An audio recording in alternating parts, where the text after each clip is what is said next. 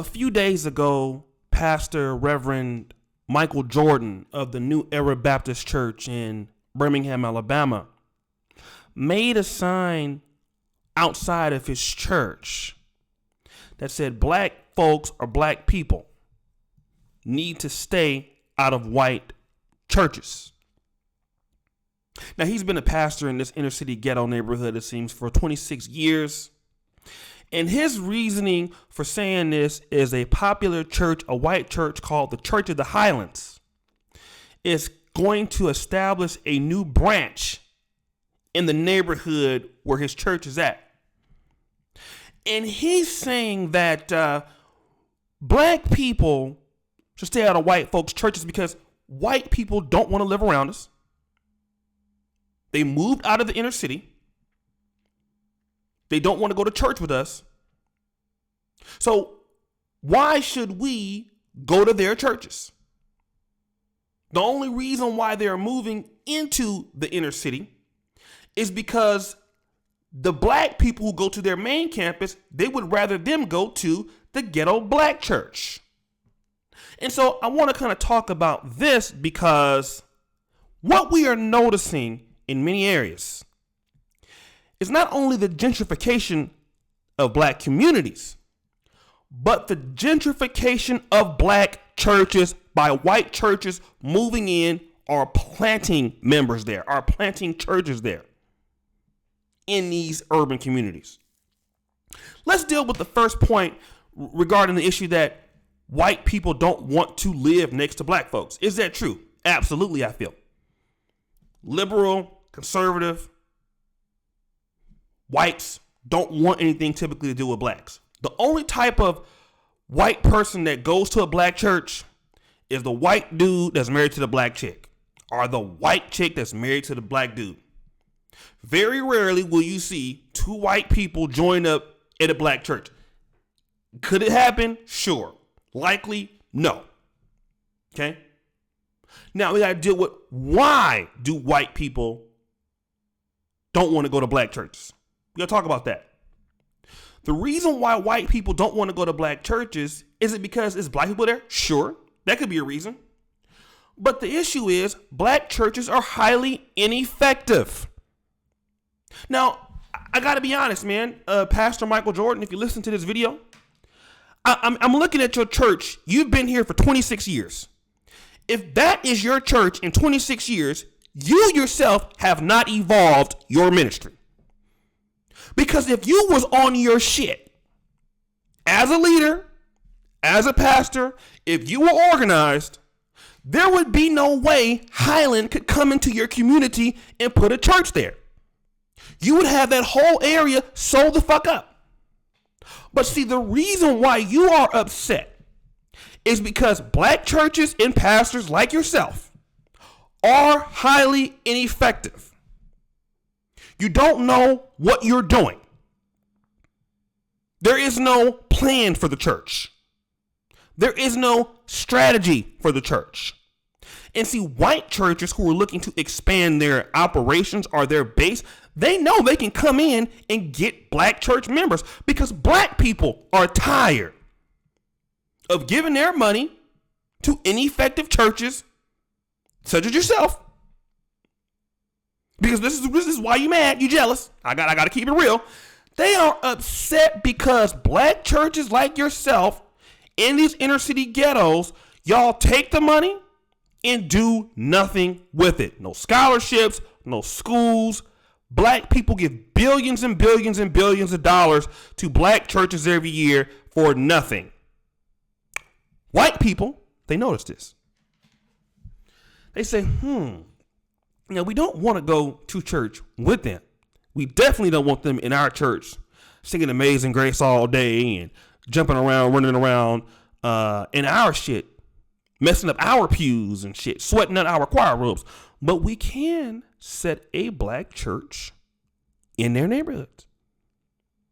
And black people are starting to become more open to dealing with white structure because white churches are highly organized. Now, are they as exciting? No.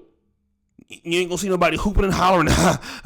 You ain't gonna get all that. But You can get multiple services. They ain't gonna hold you all day. You ain't gotta have a certain dress code, and then you get in and get out. And see, what we're seeing with the gentrification of black neighborhoods and black churches falls on the aisle of ineffective black business behavior and ineffectiveness of the black church. This points the finger at you. And a lot of people have a problem with gentrification, which is pretty much bringing something up to another level. This is something that black people have failed to do for one another. If you are getting gentrified out of your black communities, whose fault is that? I mean, let's be honest here. Let's look at Harlem. Let's look at Brooklyn. Let's look at Inglewood right now. Places where historically blacks have been. Whose fault could this be? Black people have the money to gentrify these neighborhoods. Black people have the expertise. But then again, it comes to a lack of management issue with dealing with the Negro. It comes with the lack of organization issue dealing with the Negro. It comes with all of these things. And then when you want to get upset because you haven't done the job, and the white man is wanting to come into your neighborhood to put a church up, you want to say that black folks need to stay out of the churches. Stay out of white churches. But you have not given them a reason to come to your church. Other than the idea of you're black. And see, I got to deal with this. Stay out of white churches. Well, go to the black ones because, simply why? Because we're black. And see, this is the whole notion I have a real big problem with, because black churches and black businesses both feel that you ought to support them just because you're black. Because we're the black church and white folks don't want to live next to us, so come here. It has nothing to do with your business is ineffective. You don't have good customer service. You can't account for the money that people are investing into your church's tithes. Or you provide no other ministries. You provide nothing for the community. You do none of these things. But yet, black folk ought to just support you. And what white people are doing, what other races are doing, they're trying to say, you got to start competing, black church. Black business, you got to start competing. You got to raise up the quality, because now black people are going to have another option. See, back in the day, black folks just had the opportunity really to go to the black church. Now, white churches are coming into the black neighborhoods with highly effective organizations, bigger ministries, better church plants, bigger budgets, because a white church coming to a black community already got money. Highly effective ministerial staffs. Now you got to compete with all that. Instead of you getting up there all day preaching for 45 hours and shit, talking about the same thing, begging for money, 37,000 offerings, choir singing A, B, C, D, E, and F selections. Niggas drowning in the baptism pool.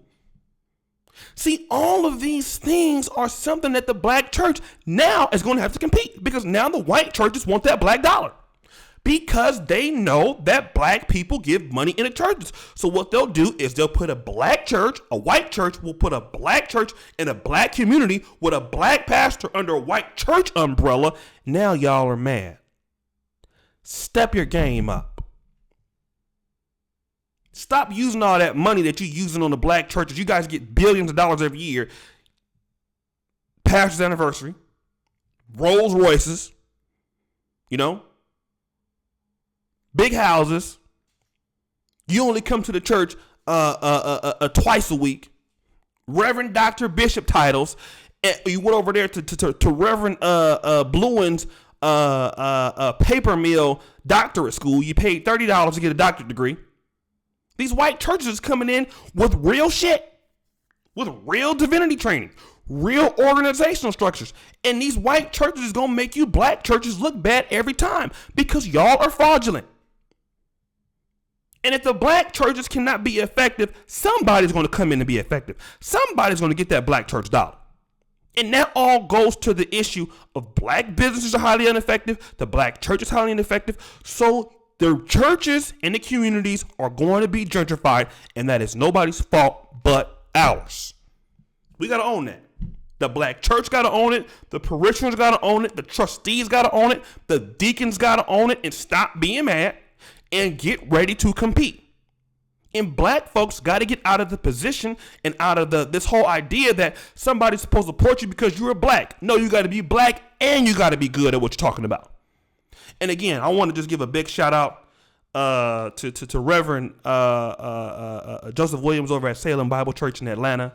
So if he's watching, brother, shout out to you. Highly effective church. One of my favorite preachers of all time, Reverend Jasper Williams, that's his son. So I want to give everybody a big shout out to him. Reverend J.L. Williams over there. He has one of the branches over there. So keep doing what you're doing. It's a good church to model as far as being effective in black communities and black struggles. So I want to give a personal shout out to that pastor. And guys, again, thank you so much. I'm going to do 2 videos a day on this channel for the next 30 days. So I want you guys to be ready for all of these classics I'm dropping. And as you know, the buffoonery remains an all-time high. Go ahead and subscribe to the secondary channel, Oshay Duke Jackson 2, in the description. And also my other main channel, Oshay Vlogcast channel. Make sure you subscribe to both of these, and we'll be back later on today with another classic view video. Peace.